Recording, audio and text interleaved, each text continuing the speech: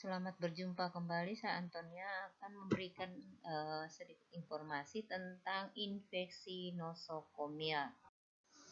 Apa saja yang akan kita bahas pada kesempatan kali ini? Yang pertama, bagaimana pendahuluannya, masalahnya, pengertiannya, rantai penularan, penyebab, kriteria, jenis-jenis infeksi nosokomial, dan bagaimana tindakan pencegahan. Infeksi nosokomial merupakan salah satu masalah kesehatan di dunia, termasuk di Indonesia.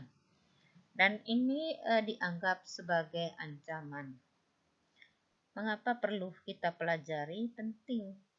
Karena dengan adanya infeksi nosokomial, meningkatnya angka kesakitan dan kematian, meningkatnya lama perawatan, meningkatnya biaya perawatan, komplikasi yang tersering.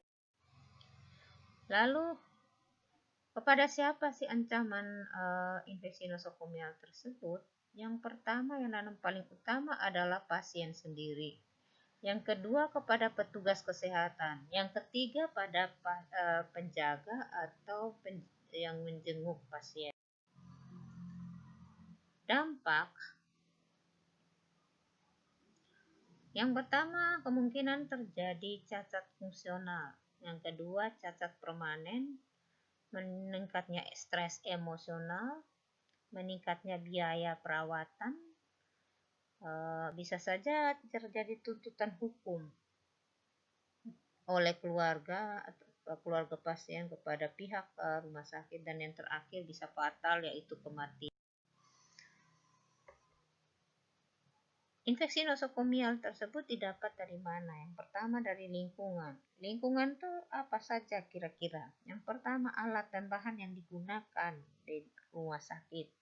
Yang kedua, pasien sendiri. Mungkin terjadi penurunan daya tahan tubuh, maka flora normal pun akan menurun sehingga meningkatnya terjadi transmisi mikroorganisme.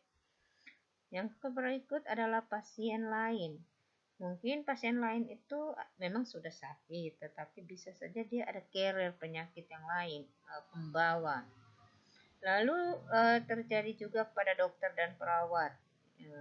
Dokter dan perawat dalam hal ini mungkin mereka lagi sakit atau carrier juga ya, mungkin ada sakit tapi tidak terlihat, jadi ada pembawa.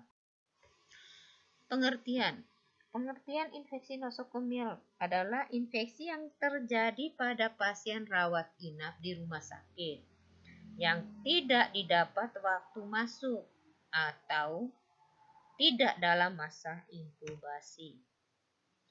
Nosokomial sendiri berasal dari bahasa Yunani, yaitu dari kata nosos yang artinya penyakit dan komel yang artinya merawat. Sehingga nosokomial berarti tempat untuk merawat atau sakit.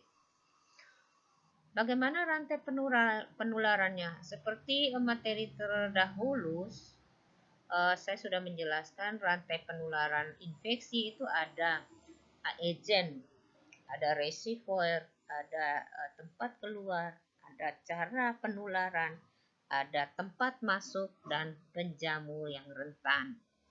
Itu saya sudah menjelaskan pada topik sebelumnya.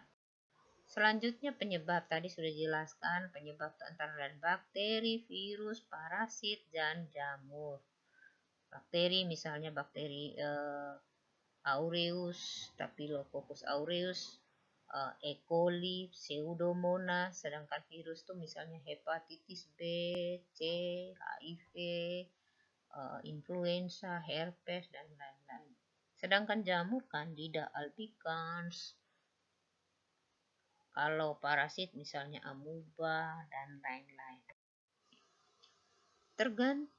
Bakteri itu tergantung masuk ke dalam tubuh, dia tergantung pada situasi jumlah kuman yang masuk, virulensinya, dan imunitas pasien atau host.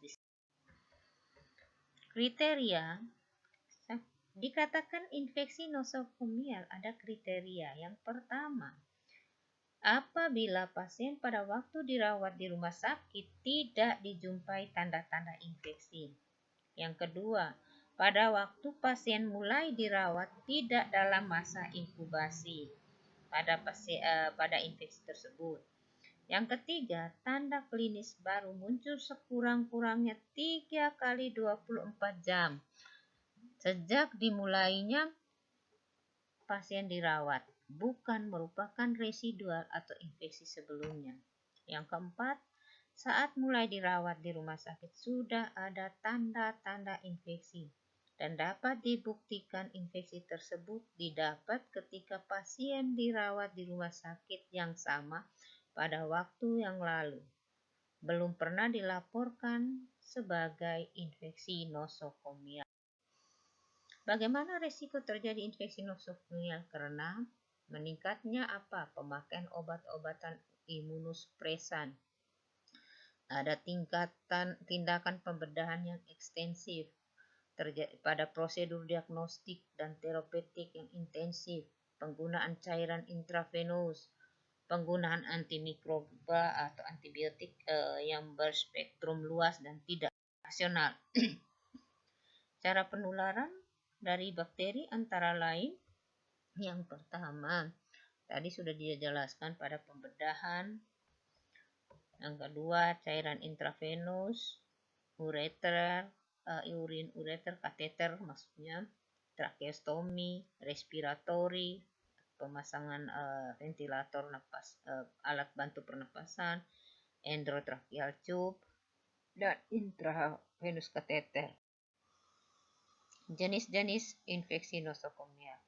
Ada bakterimia nosokomial, infeksi saluran kecil nosokomial, infeksi nosokomial pada luka operasi, hepatitis virus akut, infeksi saluran cerna, dan endometritis partum pasca melahirkan. Faktor-faktor yang mempengaruhi infeksi nosokomial antara lain tadi sudah jelaskan, ada virulensi, ada beberapa, dan terakhir daya tahan hospes ya sudah dijelaskan. Nah, bagaimana tindakan pencegahan? Yang pertama, mencuci tangan. Minggu materi yang lalu saya sudah menjelaskan bagaimana ada berapa cara mencuci tangan. Memakai sarung tangan. Juga sama tindakan memakai sarung tangan, mau biasa, mau steril, dan itu sudah ada penjelasan sebelumnya. Memakai perlengkapan pelindung diri atau APD. Menggunakan teknik aseptik. Memproses alat bekas pakai dengan baik, menangani peralatan tajam dengan aman, menjaga kebersihan dan kerapihan lingkungan, serta pembuangan sampah secara benar. Terima kasih, sampai berjumpa kembali pada kesempatan yang lain. Selamat siang, salam sehat jiwa.